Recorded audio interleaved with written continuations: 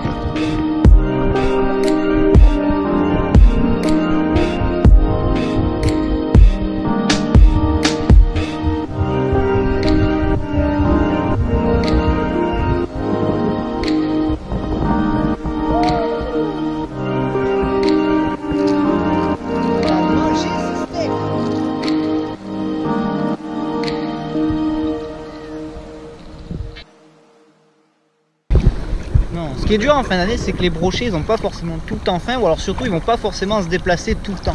Donc en fait la tactique c'est de les agresser, de les pousser à attaquer l'heure, et vu qu'ils attaquent pas n'importe quoi, ils économisent leur énergie, ils attaquent pas n'importe quelle proie et ils crament pas leur énergie pour rien. Donc les gros leurres en général en fin d'année, ça sélectionne déjà la taille, mais surtout ça les fait bouger. Même les petits, ils bougent pour aller chercher cette proie. Donc si on utilise des leurres trop petits, souvent les brochets ils vont pas forcément bouger ou s'alimenter. Donc des fois choisir des gros leurres c'est une tactique. Après on peut pêcher avec des petits, mais moi j'aime bien. Au moins je sais qu'avec les gros souvent ça les fait bouger, alors qu'en pêchant avec des leurres plus petits ils bougeraient pas. Manipuler un poisson, surtout quand le poisson a des dents déjà et que le leurre est vraiment en travers dans la bouche en fait. Donc des fois c'est galère à l'attraper à la main. Le fish grip ça permet de le choper au bout de la lèvre inférieure et surtout de l'immobiliser le temps de décrocher les triples en fait. Or souvent on peut se servir du fish grip pour soulever le poisson, mais faut faire très attention parce que quand on plante donc le grip dans la bouche inférieure du poisson, souvent il arrive que ça se déchire ou qu'on perce la bouche. Donc jamais essayer de trop soulever un poisson d'un coup par la bouche avec tout le poids du corps. Souvent ça lui déchire un peu la bouche. Donc quand on attrape le poisson, donc on l'attrape par la bouche avec le grip. Avec le grip on maintient, et avec l'autre partie, avec l'autre main surtout, on vient soulever l'arrière. On essaye de pas trop soulever le poisson avec tout le corps en bas et la tête en haut. C'est pas quelque chose qui coûte extrêmement cher. Par contre si vous pêchez le brochet, souvent ça peut vous sauver les mains, les doigts ou même le poisson. Comme ça vous le manipulez vite sans trop lui faire de mal. Vous lui retirez les triples facilement et comme ça on peut le relâcher dans plus rapidement, des meilleures conditions. Donc si vous pêchez le brochet, n'oubliez pas le fish grip.